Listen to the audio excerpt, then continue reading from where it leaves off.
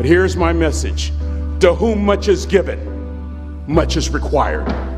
I wish that you would couple that knowledge with something else.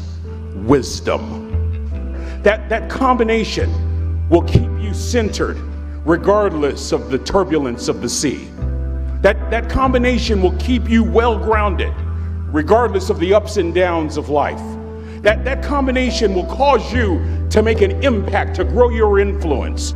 Making an impact. It's not about making a nice impression. It's about making an impact. It's about doing your best. I learned how to make an impact from the wisest person I ever met in my life. A third grade dropout. Wisest and dropout in the same sentence is rather oxymoronic. Like fun run. Ain't nothing fun about it. That third grade dropout, the wisest person I ever met in my life, who taught me to combine knowledge and wisdom to make an impact, was my father. A simple cook. Wisest man I ever met in my life. Just a simple cook. My father left school in the third grade to help out on the family farm, but just because he left school doesn't mean his education stopped. Mark Twain once said, "I've never allowed my schooling to get in the way of my education." My father taught himself how to read, taught himself how to write. My father decided he was going to stand and be a man. Not a black man, not a brown man, not a white man, but a man. He literally challenged himself to be the best that he could all the days of his life. And I need you to listen to me very carefully. I have 4 degrees. My brother is a judge. We're not the smartest ones in our family. It's a third grade dropout daddy. A third grade dropout daddy who was quoting Michelangelo when he was a cook at Cal Maritime, saying to us, "Boys, I won't have a problem if you aim high and miss, but I'm going to have a real issue if you aim low and hit." A country mother quoting Henry Ford, saying, "If you think you can or if you think you can't, you're right." I learned that from a third grade drop. Simple lessons. Lessons like these. Son, don't judge people. Don't judge. Another lesson from this third grade dropout. Son, you'd rather be an hour early than a minute late. We never knew what time it was at my house because the clocks were always ahead. He had to be at work at 5 o'clock. We lived on Louisiana Street, 15 minutes away.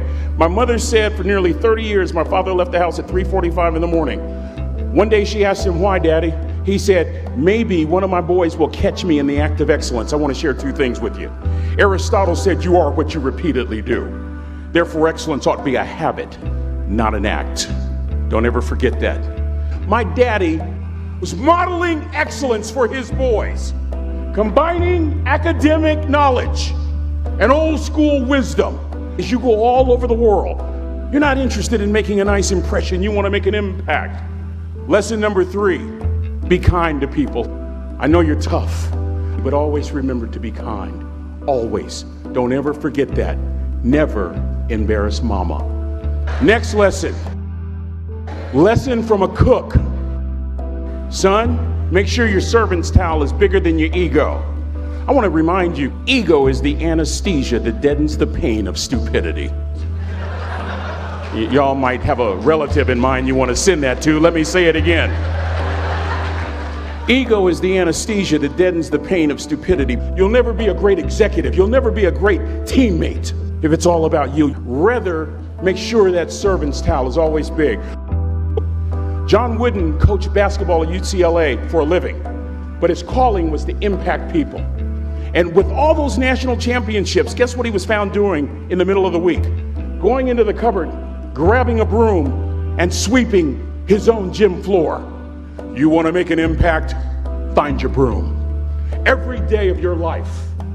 That way you're attracting people so that you can impact them. Final lesson. Son, if you're going to do a job, do it right. I'm thinking about a little boy in Los Angeles. All he wants to do is play Little League baseball. And he eventually plays Little League, and he's really good. And he's so good, he helps the St. Louis Cardinals win a World Series. 12 years ago, when Ozzie Smith walked into the Hall of Fame, he said, "I've always been told how average I can be. always been criticized about being average. But I want to tell you something. I stand here before you, before all of these people, not listening to those words, but telling myself every single day to shoot for the stars, to be the best that I can be. Good enough isn't good enough if it can be better. Wisdom will come to you in the unlikeliest of sources, a lot of times through failure. When you hit rock bottom, remember this. While you're struggling, rock bottom can also be a great foundation on which to build and on which to grow. I'm not worried that you'll be successful. I'm worried that you won't fail from time to time.